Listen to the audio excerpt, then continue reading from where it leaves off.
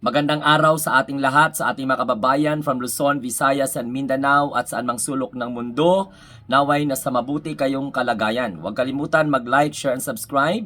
And don't forget to click the notification bell para updated kayo every time na mayroon tayong gagawin dito po sa ating Munting Tinig channel.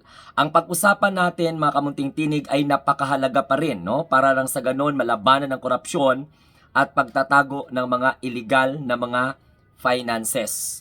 So ang pag-usapan natin, ito pong malaking pagbabago at talagang maituturing na legacy under Marcos administration sapagkat sa pagkakatalaga po ng bagong ombudsman or government watchdog at the same time yung tanod bayan na kung saan ay may tungkulin upang mapanagot ang mga may sala, lalong-lalo na yung mga public officials na inaabuso ang kanilang mga kapangyarihan at mayroong mga kasong kriminal.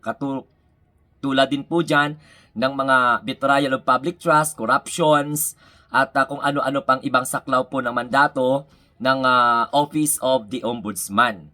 Matatandaan na dami pong ayaw kay Secretary Boying Rimulya, particularly itong mga Duterte Head supporters, kasama na po dyan si Aimee, na talagang tutol na tutol. Sa katunayan nga, kinasuhan pa si Boying Rimulya ng kidnapping at iilan pang makasama ng dating kalihim ng Department of Justice. Pero hindi po nagtagumpay ang pagharang. Nanaig pa rin na mapabilang si Rimulya bilang nominee or top choice sapagkat siya po mga kamunting tinig ay nakakuha ng ombudsman clearance at napasali po sa mga aplikante hanggang sa nadagdag ang kanyang pangalan sa shortlist.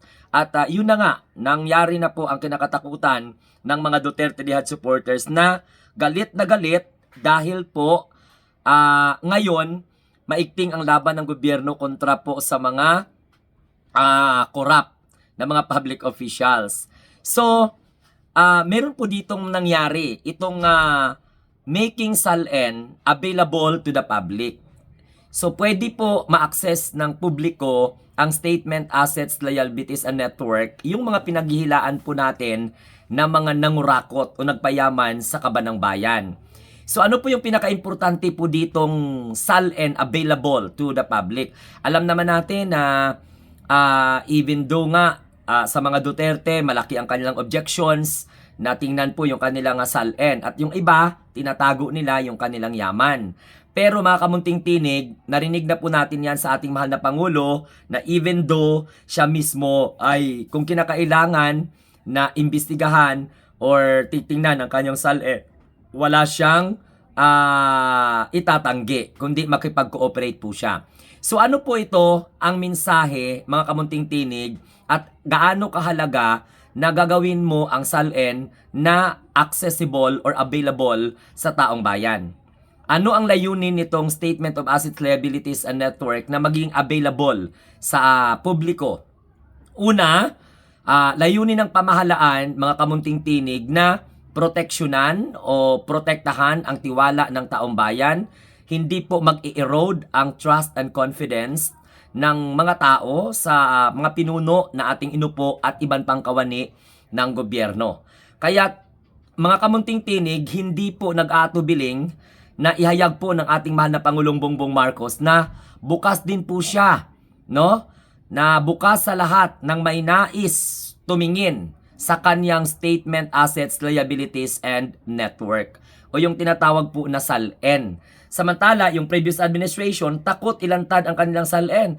Iwan natin kung ano po ang kanilang itinatago. So sa punto na ito, ayon po sa ating mahal na Pangulo, based sa kanyang mga pronouncement na inihayag niya, ina-announce niya na bukas po sa kalahat ng may nais tumingin ang kanyang statement, assets, liabilities, and network. Bagay na ipinagkait sa taong bayan ng nakaraang administration kasi ang dami pong gustong sumilip sa statement, assets, liabilities, and network ni Rodrigo Roa Duterte, SALN ni Sara Duterte, at iba pang mga opisyal ng gobyerno. Kaya lang, may mga provision po ng mga batas na parang nilalaban po ng may-ari ng SALN na hindi po mabulaklat ang kanilang mga ari-arian na nakatago dyan sa statement, assets, liabilities, and network. Doon mo malalaman Kung bago ka naging public officials, ganito yung network mo. Sa kasalukuyan, ganito yung network mo. At projected, pagbaba mo sa pwesto, ganito rin yung network mo. Ganito yung assets mo. So yan yung pinaka-importante na mensahe dito sapagkat gusto po ng ating mahal na Pangulong Bongbong Marcos na bumalik po ang tiwala ng taong bayan sa gobyerno, lalong-lalo na po sa mga government officials. Kaya hindi po siya nag-atubili, in-announce niya po na may buong tapang in the name of what we call this transparency, na bukas po ang kanyang salin sa lahat ng mga may nais tumingin dito. Okay? Sapagkat matagal na po ito at saka ipinagkait po ng previous administration to. Kagulat-gulat, umano, na bigla itong ipinagbawal ng Duterte administration, na kung saan sinugundahan ng dating ombudsman na pinalitan po ni Boying Rimulya na si Samuel Martires. Kaya po, ang dami pong mga petisyon, ang dami pong mga nagsasabi na sana po, imbestigahan din. Imbestigahan din po itong Statement Assets Liabilities and Network ng sinundan po ni Ombudsman Rimulya.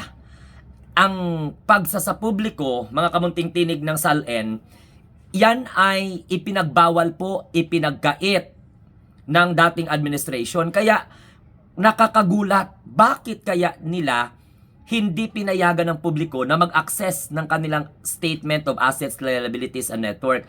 Bakit sa Pangulo walang kagatol-gatol? With all determinations, with all seriousness, anong sabi? Bukas po ang kanyang SALN sa publiko. Kasi kinagugulat ito ipinagbabawal ito ng Duterte administration na kung saan, siyempre si Digong ang nagsalita, siyempre ang appointed na si Martires, ayun, sinugundahan niya. At mga kamunting tinig, siya mismong inatasan ng konstitusyon na protektahan ang taong bayan mula sa mga mapansamantalang linta sa pamahalaan. Pero walang ginawa si Samuel Martires, bagkos sinuportahan niya ang desisyon ni Rodrigo Roa Duterte na hindi po isa publiko ang kanilang mga assets. Na kung saan, bilang ombudsman, sila po ay inutusan o inatasan ng Korte Suprema or ng konstitusyon talaga na protektahan po ang taong bayan mula sa mga pansamantalang linta sa pamahalaan. So, marami pa po mga kamunting tinig ang hindi po nakakaintindi sa tinatawag po ng SALN. Pero ang SALN mga kamunting tinig, yan po ay katibayan na lubos na ibinabalik sa taong bayan sa bawat kawani ng gobyerno, bagay na isa sa katuparan ng bagong ombudsman na walang iba kundi si Jesus Crispin Rimulya. Sapagkat mga kamunting tinig, ito po ang nangyari, gumawa po sila ng resolution ngayon or memorandum. No? Itong si Ombudsman Jesus Crispin nakakatalaga lamang na ipagtanggal ng restriction sa bawat access ng SALN. So ibig sabihin kapag tinanggal ang restriction, madali na po ma-access ng taong bayan ang Statement Assets, Liabilities and Network ng mga opisyal ng gobyerno na nagtatrabaho. At para malaman kung yung yaman ba nila ay nanggaling po sa korupsyon, paano po lumaki ang kanilang assets, ganito yung kanilang utang. So yun po ang role ng ombudsman. So sa kanyang pagbabawal o di kaya pagtanggal ng mga restriction sa public access ng SALN, kasi ang SALN, ito yung dokumentong ikinandado at itinago na sa publiko ni dating Ombudsman Samuel Martires. Kaya mga kamunting tinig, napakahalaga po ang bagay na ito na isa publiko ang Statement Assets, Liabilities and Network in the name of what we call this transparency. Bagay na ipinagkait ng Duterte administration at sinigundahan ng former ombudsman na walang iba kundi si Martires.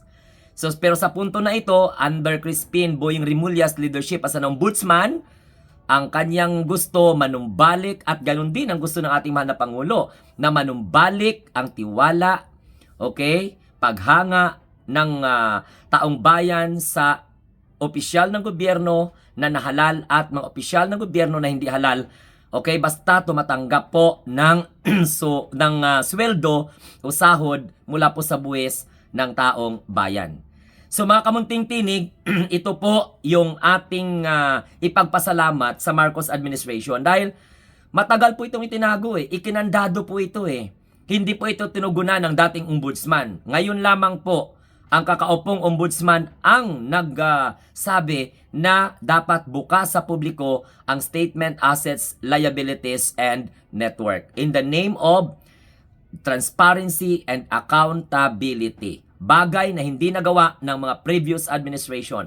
Panahon lang po ni PBBM. And take note, nakakagulat ang reason. Bakit kaya? Anong reason kung bakit ito tinago? Bakit hindi ipapa-access sa publiko ang mga SALN? Pero samantala, sa punto na ito, na si Pangulong Bongbong Marcos na ang Pangulo, walang kagatol-gatol, open po siya o bukas po siya sa posibilidad na pwedeng tingnan. Kung may gustong magtingin na publiko, tingnan ninyo ang aking statement, assets, liabilities, and network. So sana po maunawaan ng mga Duterte Dihad supporters na ito po ay naaayon sa tamang landas para patungo sa bagong Pilipinas. Kung kayo ay bago sa ating Munting Tinig channel, again, maraming salamat. Always remember, tayo po ay ang mga bagong Pilipino na may mga munting tinig sa bagong Pilipinas na sumusuporta sa hakbangin ng Pangulo na papabalik ang tiwala ng taong bayan at maayos po ang sistema ng ating pamahalaan. Have a nice day and God bless everyone.